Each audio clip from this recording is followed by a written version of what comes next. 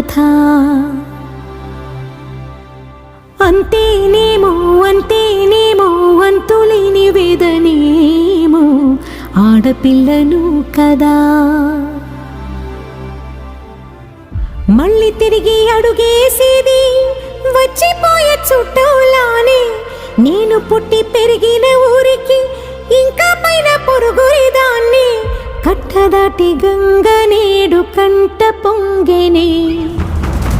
ఎంత ఎంత యాతనో ఎంత గుండె కోతనో ప్రాణమోలే పెంచుకున్న పిచ్చి నాన్నకు. దూలమిరిగి భుజముపై పడిన పిడుగు పాటిది.